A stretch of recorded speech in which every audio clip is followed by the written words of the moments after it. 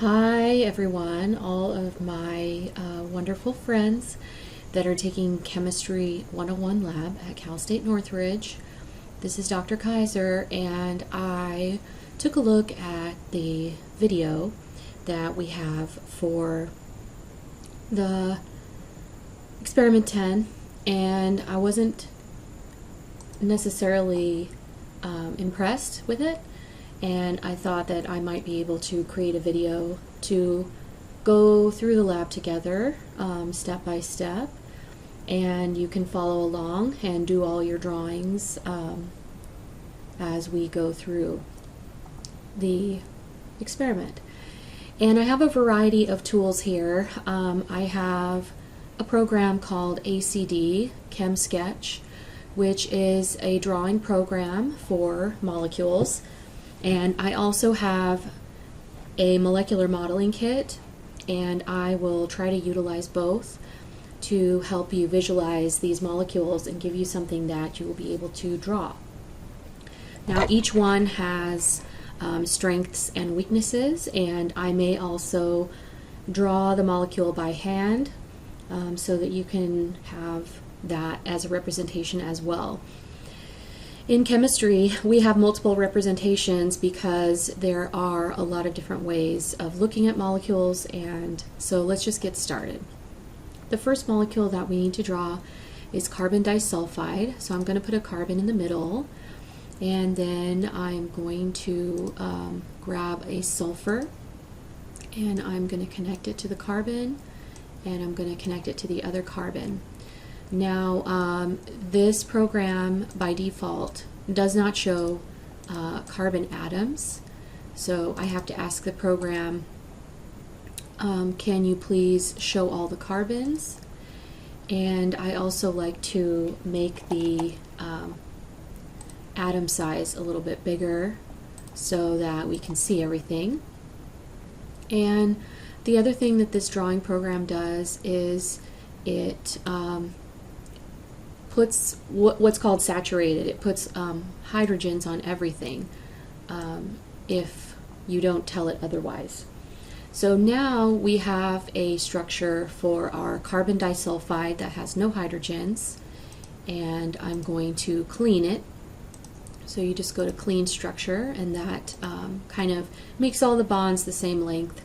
And next, what I'd like to do is generate a three-dimensional representation. So if I go to Tools, 3D Structure Optimization, and then if I go to 3D Viewer,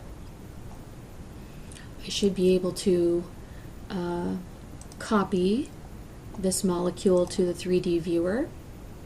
Okay, perfect. And then what I like to do is specify my colors. So I usually like a white background, and then I like to shade the carbon in a dark gray. And let's see, element carbon in the dark gray. Okay, perfect. Now, this is not really showing the molecule, it's not really showing the double bonds very clearly.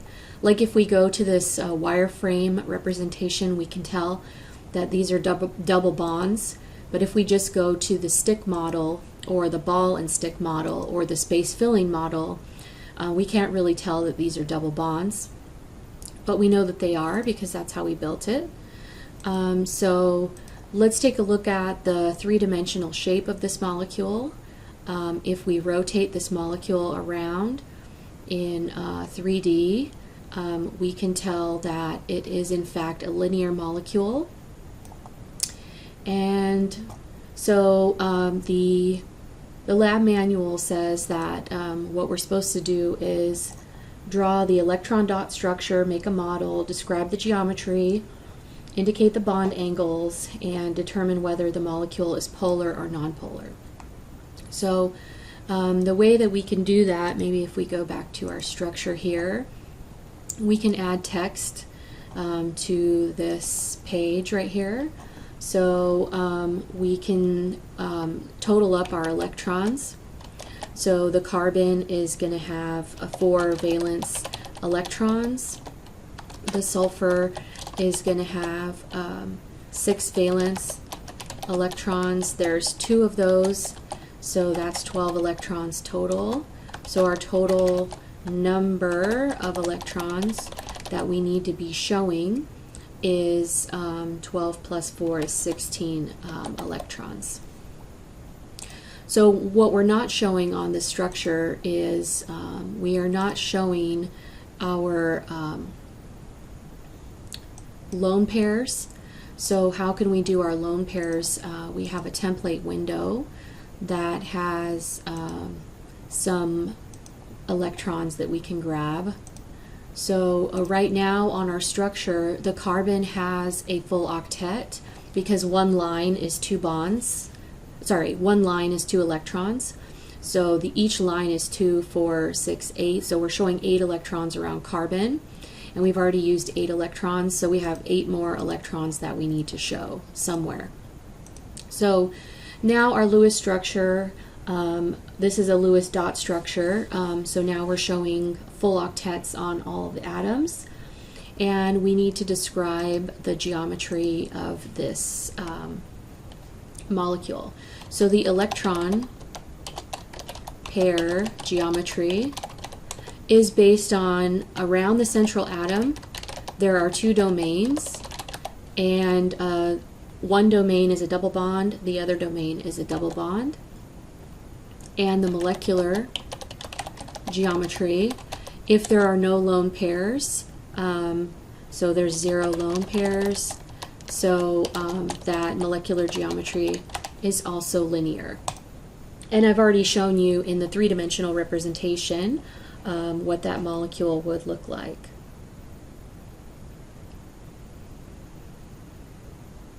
Okay, so let's go ahead and talk about what would be the bond angle.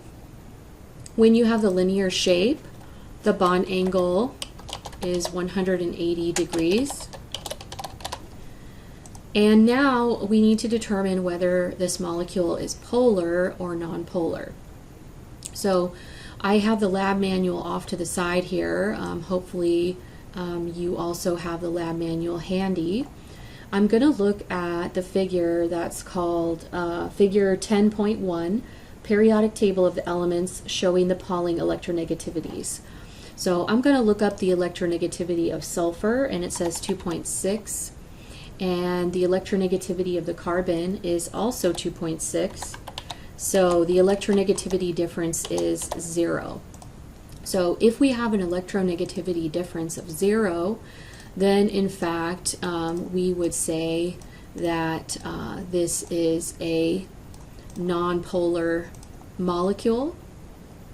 What we could conclude is we could say no polar bond, and then we could say not a polar molecule. Okay, we can say both of those things. So just kind of looking at what we're supposed to submit for this, for each molecule, we're supposed to draw the Lewis structure, so we have one. We were supposed to discuss the geometry, so we've done that. We were supposed to state the bond angle, so we've done that. And we were supposed to determine whether the molecule is polar or not. So there you have the first molecule. I'm going to go ahead and save this one as carbon disulfide. And then I'm going to go on to the next molecule.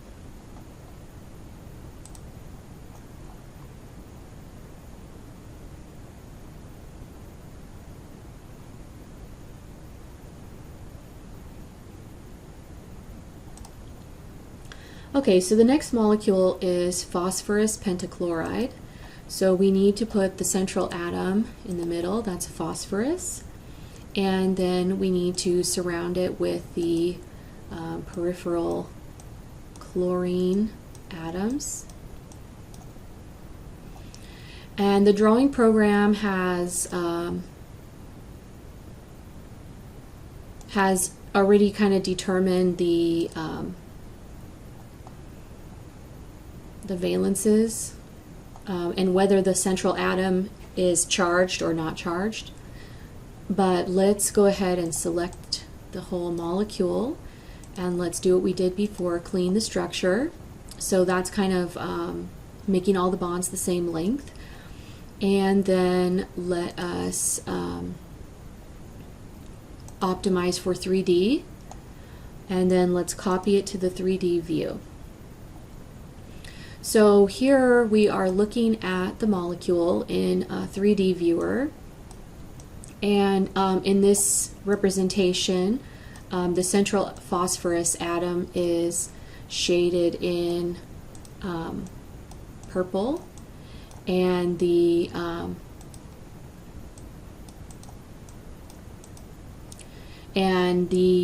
peripheral chlorine atoms are green. So I'm trying to turn this, okay, like seems like the best I can do is something like this. Okay, so in this shape, what we call this shape is, we call this shape trigonal bipyramidal, because you have these you have this axis down the middle, and then you have these three equatorial positions around the outside. You can see that the bond angles are not all equivalent. So if we're looking down the axis, you can see that these three chlorines are distributed equally around the equatorial positions, and then you have these two chlorines in what are called the axial positions. So we can rotate this thing around its axis, and or we can look down the axis from the top down view. Okay, so that's enough kind of playing around with this three-dimensional representation. Let's go back to our molecule, and what we were supposed to do is kind of show how we did the Lewis structure. So let's oh my, I didn't realize I could like rotate this thing. Whoa. Stop playing with it. It's hard to stop playing with it. Okay, all right, what I wanted to do actually is move it. So let me just,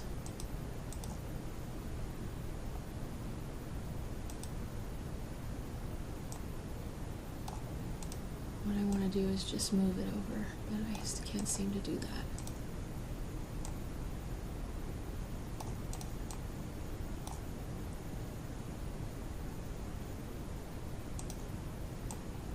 Okay, there we go. Okay, so what we want to be able to do is look at each one of these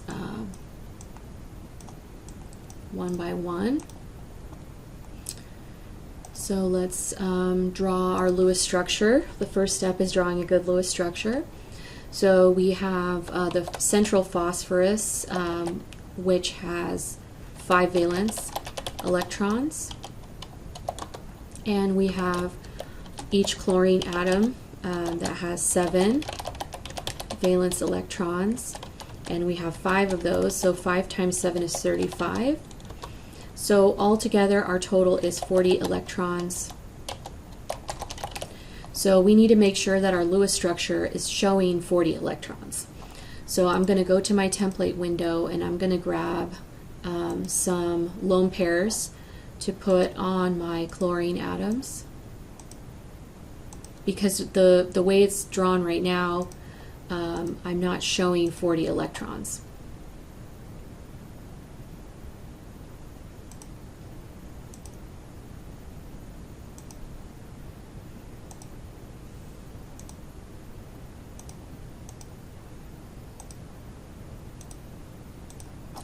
Okay, now let me do a count of the electrons that I'm showing. Remember, one line is equal to 1 bond, and a single bond is equal to 2 electrons. So I'm now showing 2, 4, 6, 8, 10, 12, 14, 16, 18, 20, 22, 24, 26, 28, 30, 32, 34, 36, 38, 40. So this is a good Lewis structure. When you're drawing a good Lewis structure, the steps are here given in the lab manual on page 85. It's count all the pairs. Let's see. What does it say? Okay, it says steps to drawing a Lewis structure. Okay, this is on page 82. It said determine the total number of electrons, and then identify the central atom, and then position the other atoms around the central atom, then form single bonds, then satisfy the octet rule, and check to make sure that all the octets are satisfied and that you've used the correct total number of electrons.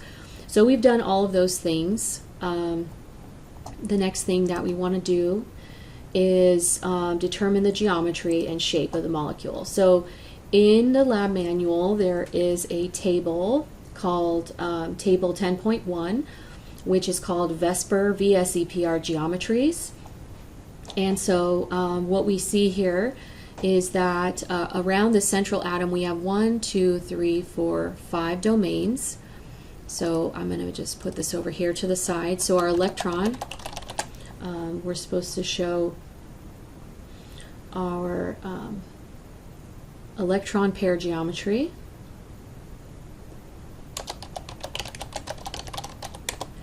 And I see 5 domains around the central atom. So that the name of that shape is trigonal, and triangular in parentheses, bipyramidal. And we also can say that the molecular geometry is same, because there are no lone pairs, 0 lone pairs on the central atom. Okay, so the next thing that we're supposed to do is indicate the bond angles. So this is a little bit difficult to do in this flat representation, but if we check out the three-dimensional view, we can do a little bit more of representing the bond angles. So I don't know how I can annotate this view. I don't know how I can annotate this, but basically your chlorine, phosphorus, chlorine. Chlorine, phosphorus, chlorine. This bond angle is a 90-degree bond angle right here. If we look from the top down, this chlorine, phosphorus, chlorine bond angle is 120 degrees. And if we look between the two axial positions, this chlorine, phosphorus, chlorine bond angle is 180 degrees. So for the trigonal bipyramidal shape, you have multiple different bond angles in that shape, and the axial and equatorial positions are unique and distinct from each other. Now we can think about whether this molecule is polar or nonpolar. So let's go back to our sketch here, and I'm going to go ahead and use that Pauling electronegativity chart, figure 10.1. And I'm going to write down the electronegativities of the elements. So for the phosphorus, the electronegativity is 2.2, and for the chlorine, the electronegativity is 3.2. So if we were to find the electronegativity difference between 2.2 and 3.2, we would get a 1.0. And that's going to go ahead and put us in the category of polar bonds. Your lab manual says right here, determining the polarity. If the electronegativity difference is in the range from 0.5 to 1.9, then we would say that that is a polar covalent bond. So we can say, yes, these bonds are polar bonds, but that doesn't necessarily mean that the molecule is polar. And the reason for that is that the bonds actually will cancel each other out. So if we look at this three-dimensional view, you have one chlorine pulling the electron density up, and you have one chlorine pulling the electron density down. And they're pulling with equal strength, so their contributions are going to cancel out. Then, if you look from the top down, you have three chlorines pulling equidistant from each other, and they're all spaced out 120 degrees from each other in a circle around the plane. So these three chlorines will cancel each other out. So as it turns out, this molecule will be nonpolar because all of the bond dipole moments will cancel each other out. So let me go ahead and save this one as the one that we've drawn is phosphorus pentachloride. And I apologize that this is it's going a little bit slow, but I'm hoping that this will help you get through the lab. So let's go ahead and do the next one. Let's do a sulfur hexafluoride. So we're going to put the sulfur in the middle, and then we're going to go for 6 fluorines. 1, 2, 3, 4, 5, 6. Oops.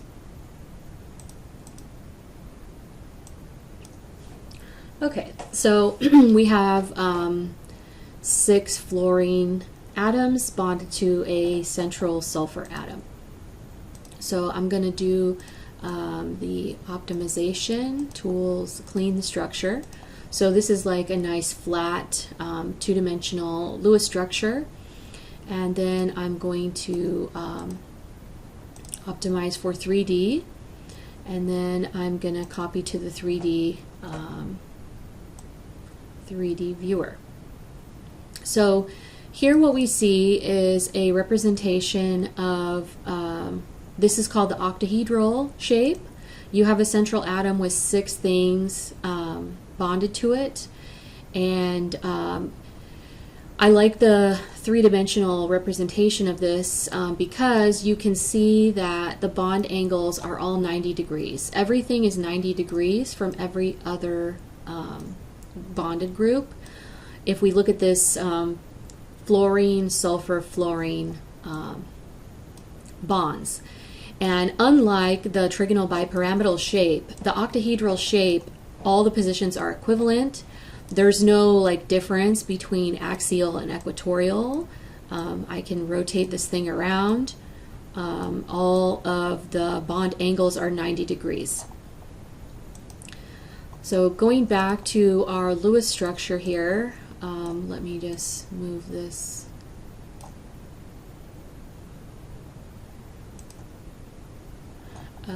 over a little bit.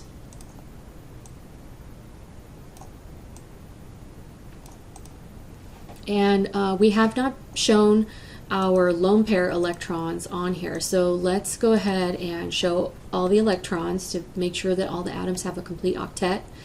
The sulfur has 6 valence electrons. The fluorine has 7 valence electrons. And we have 6 of those. So 6 times 7 is 42 electrons. So 42 plus 6 is 48 electrons to place somewhere on this structure. So we're going to use our template window again, and I'm just going to grab some lone pairs and just start putting them around to complete the octets of the outer atoms.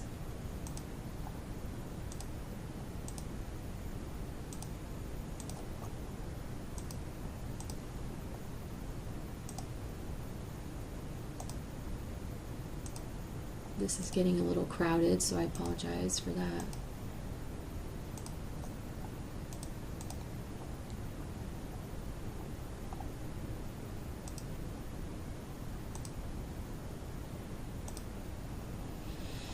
Okay, so let's take our inventory just to see if we're showing the correct number of electrons. Around the fluorine, there's 2, 4, 6, 8, 2, 4, 6, 8. Sorry, that should be 16. And then 18, 20, 22, 24, 26, 28, 30, 32, 34, 36, 38, 40, 42, 46, 48, 50. So, wait, let me start again. 2, 4, 6, 8, 10, 12, 14, 16, 18, 20, 22, 24, 26, 28, 30, 32, 34, 36, 38, 40, 42, 44, 46, 48. Okay, so we're showing the correct number of electrons. Every element feels like it has a full octet. I forgot to say with the phosphorus pentachloride, but I will go ahead and say it now. Because sulfur and phosphorus are in row 3 or below, they are allowed to have an expanded octet. So you may be thinking, well, we didn't complete the octets of all the atoms. The central atom has more than 8 around it. It has 2, 4, 6, 8, 10, 12 electrons around it. So if an element is in row 3 or below, the expanded octet is allowed. So that's fine that sulfur has 12 electrons around it. That's totally fine. Okay, so we've drawn the electron dot structure, and we've looked at our 3D model. Now we want to describe the geometry, our shape. So the electron pair geometry is, we have 6 domains, and the name of that is octahedral. For the molecular geometry, because there's 0 lone pairs, the electron geometry is the same as the molecular geometry. And as we've said, the bond angles are all 90 degrees in this shape. And now we have to determine if there are any polar bonds or if this is a polar molecule. So let's look at the electronegativities of the sulfur and the fluorine. So the electronegativity of the fluorine is a 4.0. The electronegativity of the sulfur is a 2.6. So the electronegativity difference there is going to be a 1.4. So that means that this is a polar bond. So we could definitely say that we're dealing with a polar bond, but we can understand when we look at the three-dimensional model, we can understand that just because there are polar bonds does not necessarily mean that the molecule is nonpolar. The reason why this molecule is a nonpolar molecule is because these polar bonds actually end up canceling each other out because of the shape. So because you have a fluorine pulling up and a fluorine pulling down, and 2 fluorines pulling left and 2 fluorines pulling right, and they're all equally spaced in space, and they're all pulling equally strongly, those polar bonds will end up canceling each other out. So this would be an example of a molecule that contains polar bonds, but it is a nonpolar molecule. Okay, whew. All right, so that is 3 molecules we've done. 1, 2, 3. So we have 1, 2, 3, 4, 5 left. So we're not halfway, but we're getting there. I'm going to save as sulfur hexafluoride.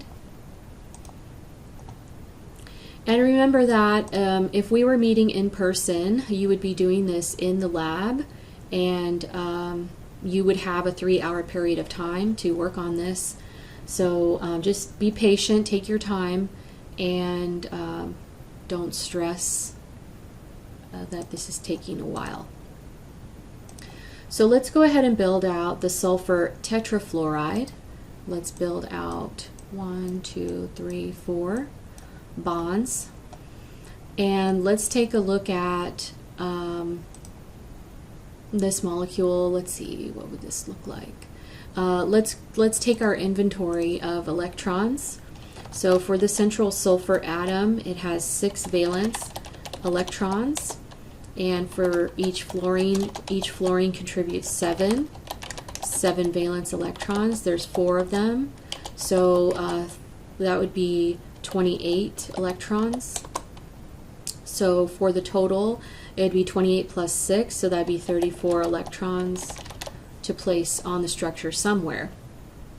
So let's go ahead and optimize our bond angles just so that everything is spread out equally, so we have a nice clean structure. And then let's grab our lone pairs, and let's complete the octets of the outer atoms first and see how many electrons we've used.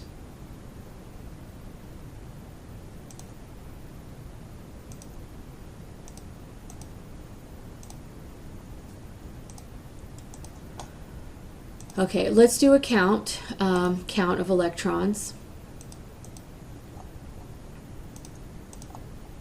2, 4, 6, 8, 10, 12, 14, 16, 18, 20, 22, 24, 26, 28, 30, 32.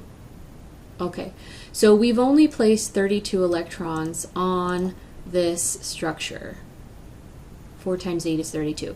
And we need to put 34 electrons. So where do we put the extra electrons? We're going to put it on the central atom, because as we've said, sulfur is allowed to have an expanded octet, and so that's fine, and that's what we're going to do. That's where we put the extra electrons. So let me go ahead and optimize for 3D, and let's take a look at what this molecule is going to look like in 3D.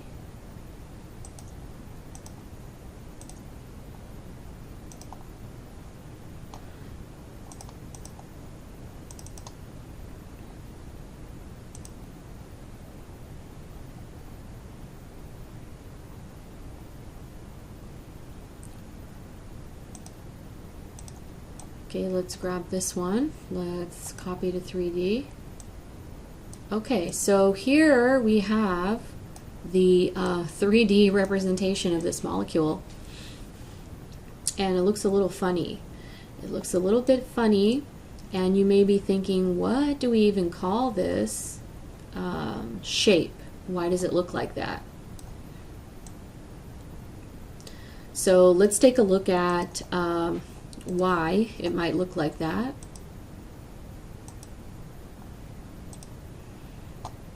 Let's take a look at our table that's given in the lab manual of shapes,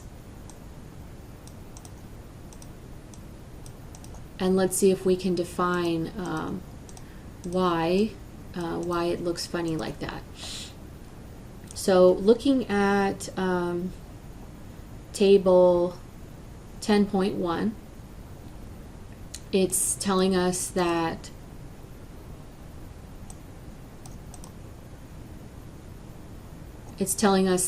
what we can do is we can determine the number of domains. Okay, so around the central atom, we actually have 5 domains.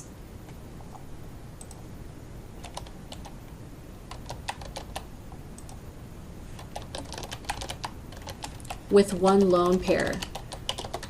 We have 4 bonds, but we have 1 lone pair. So the name of this shape, 5 domains with 1 lone pair, is called seesaw. And it says that the bond angles are, approximately 90, 120, and 180. And it's basically like what you do is you put the lone pair in the equatorial position,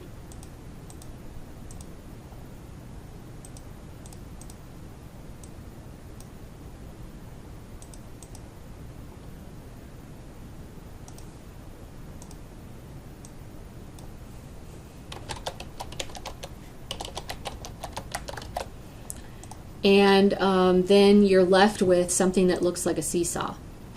So I'll have to show you what that looks like more in the molecular model.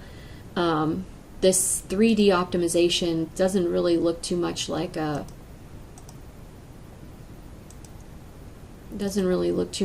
what I was thinking.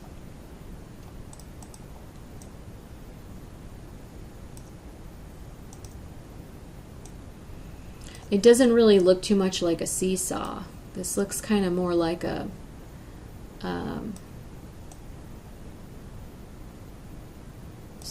like square pyramidal or something. Anyway, so what's happening is the lone pair is over here, and it's kind of pushing these fluorines a little bit closer together, and and it's called a seesaw, kind of because you would have a child sitting here and a child sitting here, and it would teeter-totter back and forth, and then these would be the legs of the seesaw.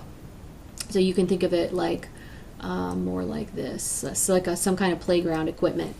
So these are the fluorines, and you have the lone pair here taking up space and pushing these groups kind of out of plane where they would be. So it's kind of saying the bond angles are approximately, 90, 120, and 180, and that's what they're looking for in the handout or in the report form. Okay, so once we've done the electron dot structure, made a model, described the shape, we need to indicate the bond angles. So for that we would just say not exactly 90, not exactly 120, and not exactly 180 either. And then we need to determine whether the molecule is polar or nonpolar. So what we're going to do is we're going to look at the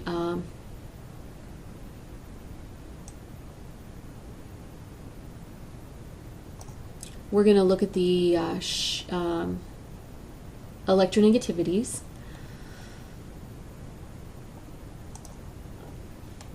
For the sulfur, the electronegativity is 2.6, and for the fluorine, the electronegativity is 4.0. 4.0 minus 2.6 is a 1.4. So from that we would conclude that the SF bond is polar. And then we need to ask ourselves, what about the shape? Do these bonds cancel each other out, or do these bonds pull in a similar direction? So we would actually say that this is a polar molecule, the first one that we've seen so far.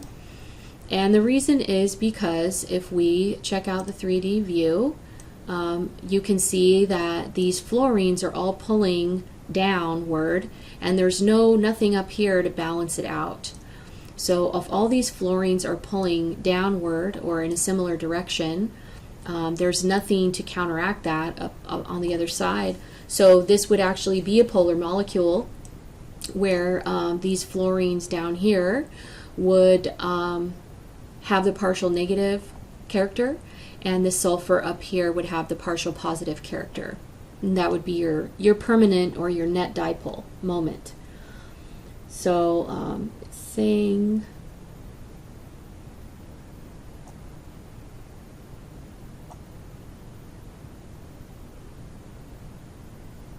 okay. So it doesn't say if you have to draw the dipoles or anything like that.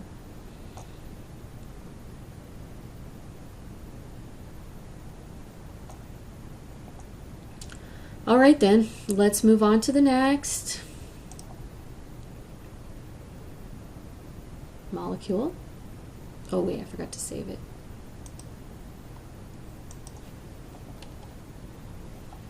And we're going to save this one as sulfur tetrafluoride. Okay, let's go to the next one. The next one is sulfur dioxide. So we're going to give ourselves a central sulfur atom, and then we're going to bond 2 oxygens to it.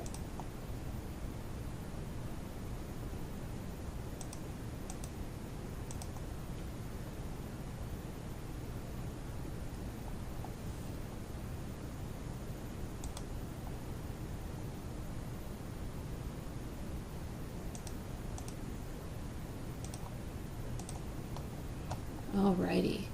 So let's evaluate our electron situation. For the sulfur, it has 6 valence electrons, and for the oxygen, it has 6 valence electrons, and we have 2 of those, so that's going to give us 12 electrons. So the molecule overall has 18 electrons total, and we need our template window with some lone pairs to represent here. Let's put 8 electrons around the oxygen on the left, and then let's put 8 electrons around the oxygen on the right. And let's take a tally of how many electrons are we showing. So we're showing 2, 4, 6, 8, 10, 12, 14, 16 electrons right now, and so we need to be showing a few more. Let's grab another pair of electrons and let's put them on the central atom. So now the central sulfur atom has also 8 electrons, 2, 4, 6, 8. Okay, so now the octets of all the atoms are satisfied, and the reason why the drawing program is showing a positive charge on the sulfur and a negative charge on the oxygen, and that is the formal charge. So if you've talked about formal charge in your class, that's what that negative and positive charges are showing. This is not an ion, this is a molecule, but the sulfur has a positive 1 formal charge and the oxygen has a negative 1 formal charge. So now let us clean the structure. Tools, clean structure. And the software has recognized that this molecule is going to be bent. So because I already put the lone pairs on there, I'm just going to leave it.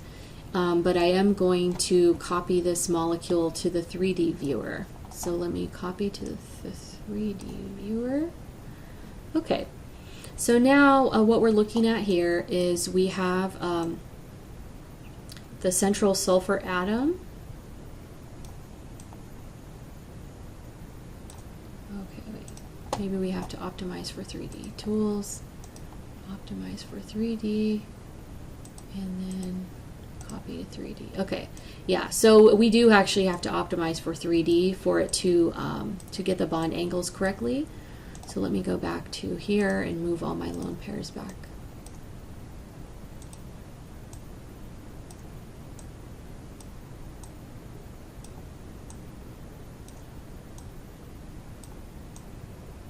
Okay. So what you can see from this 3D view is that this molecule is bent in its shape, and this is the central sulfur atom, and then you have the 2 oxygens bonded to it. And if we were to measure this bond angle, it would be like a little bit less than 120 degrees. You can see it's definitely not 90, and it's not really 120 degrees either. So what are we supposed to do? We're supposed to draw the dot structure, make a 3D model, describe the shape. Okay, so how would we describe the shape of this molecule? We would say that the electron pair geometry is we have 3 domains around the central atom, and one of those domains is a lone pair.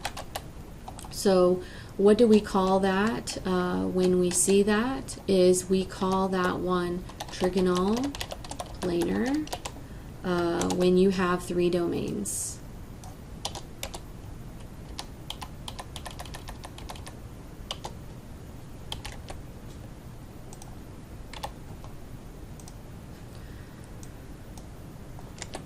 And I'm getting that from table 10.1. So the three domains that I'm talking about is the double bond on this side counts as one domain, the lone pair up top counts as one domain, and the single bond over here counts as one domain. So those are the three domains that I'm talking about, and that's my electron pair geometry.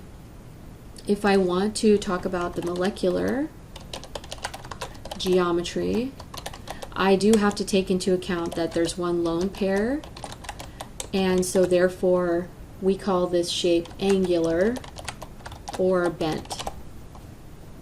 Angular.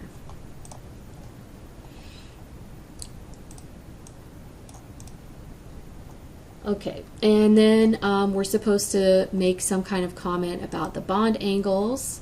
When you have the three domains, but you have one lone pair, the lab manual says that for that you would say the bond angle is a little bit less than 120 degrees. And then last but not least, what we would do is determine whether the molecule is polar or nonpolar. So for that, we're going to look at the Pauling electronegativities in figure 10.1. And for the oxygen, the electronegativity is 3.4. For the sulfur, the electronegativity is 2.6. So the difference between those two values is 0.8.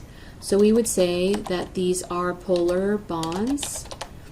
But what we've learned from our previous examples is that when the bonds are polar, it doesn't necessarily mean that the molecule is polar. The molecule is only polar if the bonds don't cancel each other out. And in this case, the oxygens are bent out of like a straight line. So the oxygens are pulling the electron density away from the sulfur. So we would say that this is a polar molecule because of this angular or bent shape that it has. If we go back and look at the 3D view, we can see that it's kind of making a V shape, and the two oxygens are both pulling upward, and there's nothing to counteract it down here. So we would say that on the top part of the molecule here where the oxygens are, that are shaded in red, that would be our partial negative, like face of the molecule, and the where the sulfur is, the electrons are being drawn away from. So this would have, the sulfur would have our partial positive character to it. So let me go ahead and save this one as sulfur dioxide.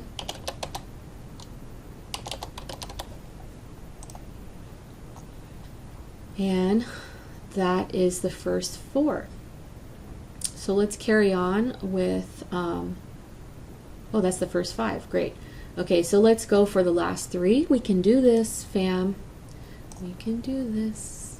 You're doing great. If you're with me, if you're still with me, you're doing great.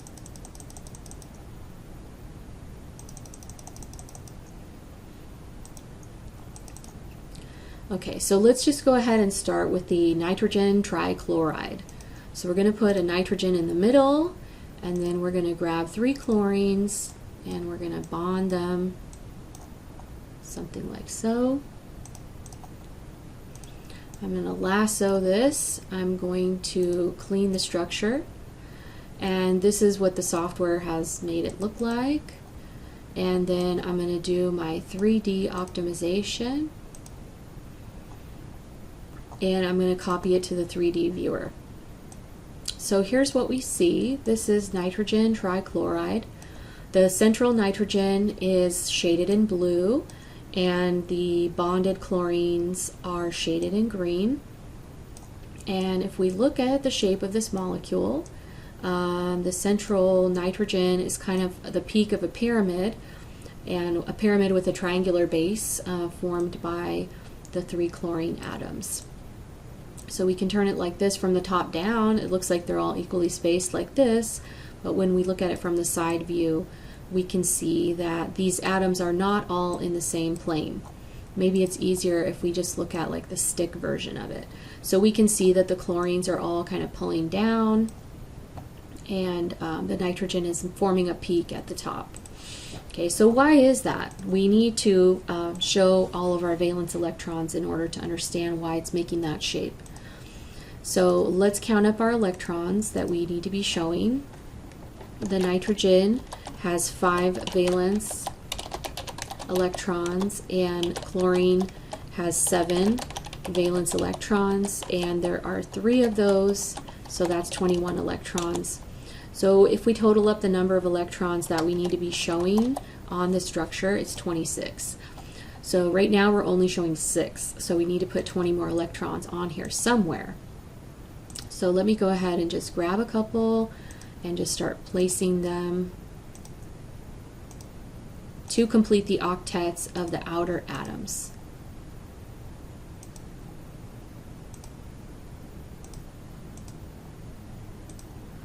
So how many electrons am I showing now? 2, 4, 6, 8, 10, 12, 14, 16, 18, 20, 22, 24. I'm only showing 24 electrons, and the nitrogen in the middle does not have a completed octet. So let me grab one more pair of electrons and just stick it on the central atom. So now the nitrogen in the middle feels like it has 2, 4, 6, 8 electrons as well. And that is our good dot structure. Next we want to describe the geometry or shape.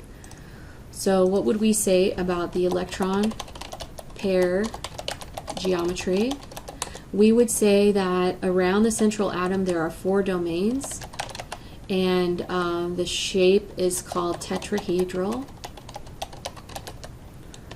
For the molecular geometry, we have 1 lone pair and 4 domains. So we call this one trigonal pyramidal. I'm just going to look at the table and just make sure that, yeah, that's what it says.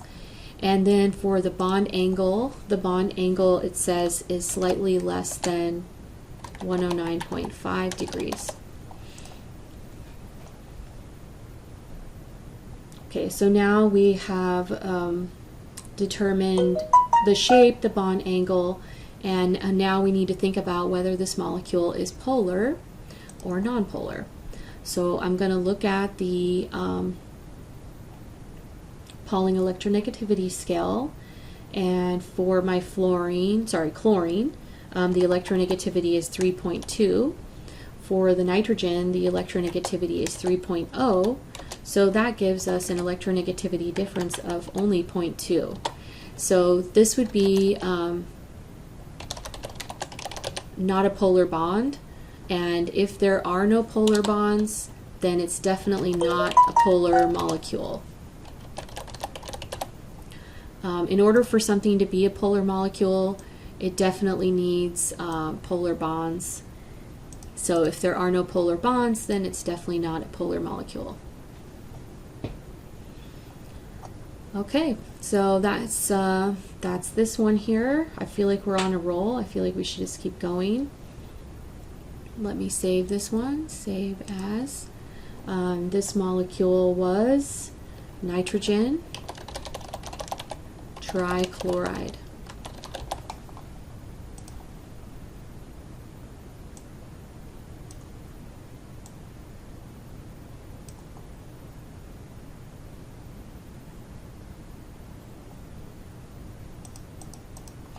Okay, so our second to last one is a hydrocarbon, and this software has a pretty cool little tool for drawing hydrocarbons.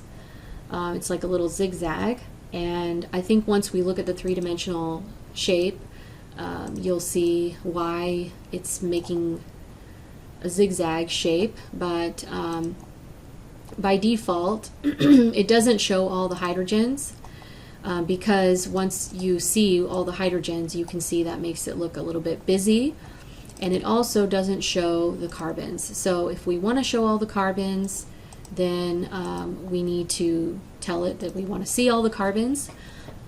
So now you can tell that this is C4H10. If you don't believe me, you can count the carbons, 1, 2, 3, 4, and you can count the hydrogens: 1, 2, 3, 4, 5, 6, 7, 8, 9, 10.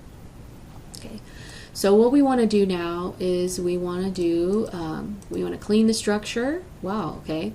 And then we want to optimize for 3D, and so now we've done that. Now we want to copy to the 3D view.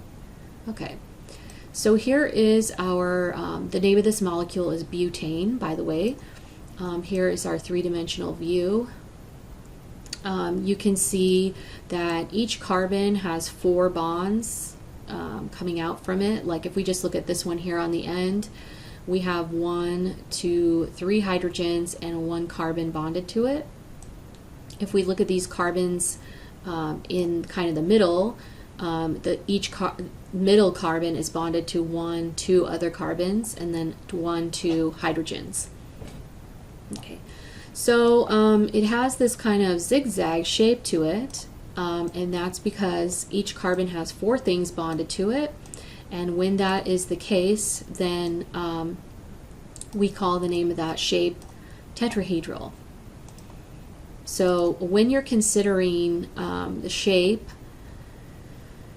of something that has more than one central atom, you still have to go one by one, one atom at a time. All of these carbons happen to have 4 bonds going to them, so that's convenient, but if that was not the case, you would have to define the shape one central atom at a time if there's more than one central atom. So the other thing to take note of is this hydrogen is an exception to the octet rule.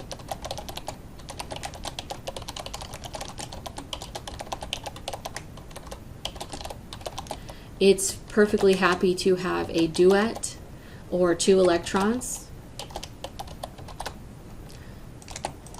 And if we total up the number of electrons that we should be showing on the structure, carbon has 4 valence electrons and hydrogen has 1 valence electron. And there are 4 carbons here, so 4 times 4 is 16 electrons. And there are 10 hydrogens. So 1 times 10 is 10 electrons. So altogether on this structure, we should be showing 26 electrons. So let's just count and make sure that we are showing all of those electrons. Remember that one line counts as 2, or a pair, a shared pair of electrons. So we have 2, 4, 6, 8, 10, 12, 14, 16, 18, 20, 22, 24, 26. So all of the electrons on this Lewis structure are shared in bonds, in covalent bonds. So what we're going to do now is we're going to indicate the geometry. So around each carbon, there are 4 domains, and so we call that tetrahedral. Tetrahedral. And for the molecular geometry, it's going to be the same because there are no lone pairs around any of these central atoms. And for the bond angle, for the tetrahedral shape, the bond angle is 109.5. And then last but not least, we're supposed to indicate whether this may be a polar molecule. So let's investigate that by looking at the electronegativity values. So on the table in your lab notebook, the carbon electronegativity is 2.6. and the hydrogen electronegativity is 2.2, so that gives us an electronegativity difference of 0.4, and that puts us in the category of electronegativity difference of less than 0.5 indicates that you have you do not have a polar bond, you have a nonpolar bond. So if the bonds, all the bonds are nonpolar, then that means you have a nonpolar molecule.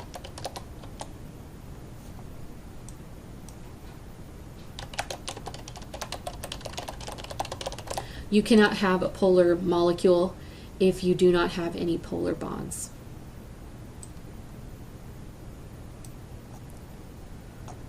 So I guess that gives us our answers for that hydrocarbon. So let's go ahead and save as butane. That molecule is called butane because it has 4 carbons. And all the carbons are having the maximum number of hydrogens that they can have. And that brings us to our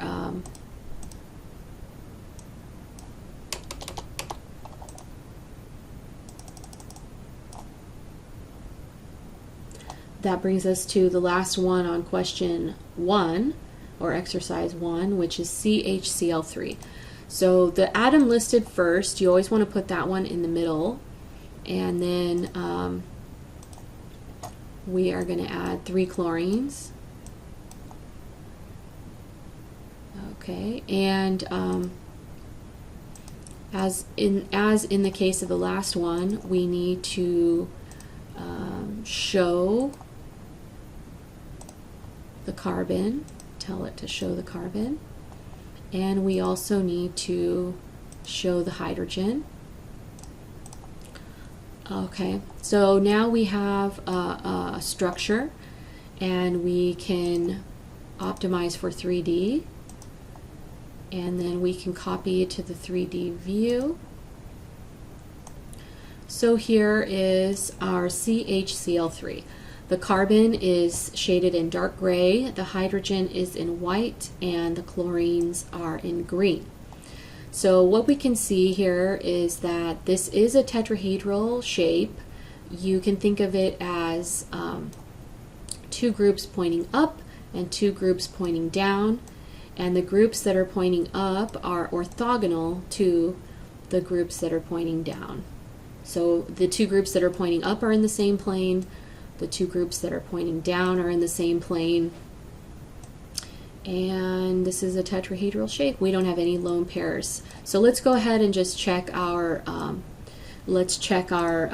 show that we're showing the correct number of electrons on this Lewis structure, because we want to draw a good Lewis structure.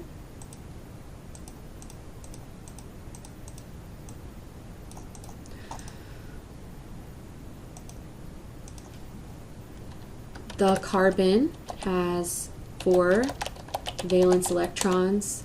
The hydrogen has 1 valence electron, and the chlorines have 7 valence electrons, and there are 3 of those, so that's going to give us 21 electrons. And so if we sum up all the electrons, that's 26 electrons that we need to show total.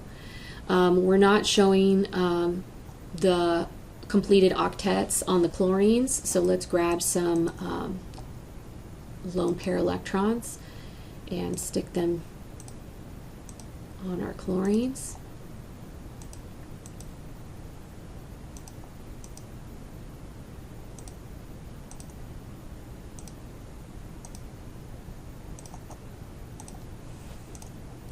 Alright, so looking around the chlorine on the top, we have 2, 4, 6, 8 electrons. Looking at the chlorine on the left, we have 10, 12, 14, 16. Looking at the chlorine on the bottom, we have 18, 20, 22, 24. And then over here, the hydrogen only needs a duet. It does not need an octet. And we have 1 bond going to it, so that's going to give us our 26 electrons. So this is a good Lewis structure for our CHCl3, and the name of this molecule is chloroform. So we're going to go ahead and describe the shape of this molecule. Looking around the central carbon atom, it also has a full octet, 2, 4, 6, 8 electrons, and all of those domains count as 1 domain. So we're going to go ahead and say for the electron pair geometry, there are 4 domains, and that the name of that is tetrahedral. And for the molecular geometry, there are 0 lone pairs. So it's the same, or tetrahedral. For the bond angle is 109.5 degrees for the tetrahedral shape. And then last, we need to determine whether this molecule is polar or nonpolar. So we're going to look at the electronegativity differences in each bond. We're going to evaluate first the C and Cl bond. The carbon electronegativity is 2.6, and the chlorine electronegativity is 3.2. 3.2 minus 2.6 is a 0.6, and so we would say that's a polar bond. The CH bond, we evaluated this in the one above, was 2.6 minus 2.2,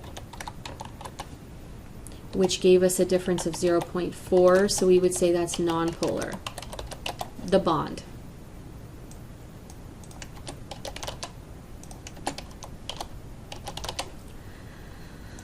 So if we think about this in terms of what kind of conclusion can we make about this molecule, is it polar or is it nonpolar as far as the molecule goes, what would we be? We have to consider both the shape and whether it has polar bonds. So I would say that this is a polar molecule because if we look at the three-dimensional view, if each of these chlorines is pulling with an equal force, but there's no chlorine pulling up here, this hydrogen is weaker, then that would give us on this chlorine side of the molecule our partially negative face, and on the hydrogen side of the molecule it would give us our partially positive face, because the hydrogen is not withdrawing electron density from the carbon. Actually, all these chlorines are withdrawing electron density towards themselves. Okay, so that's, let's save that one as chloroform. And that brings us to question, or part 2. Part 2 and part 3 and part 4 and part 5. Oh my word, and part 6. So what I'm going to do for right now is I'm just going to stop the video, and because it's already over an hour long, and then maybe I'll restart starting on a second video. So if you made it this far, great job, take a break, and we'll pick up in another video.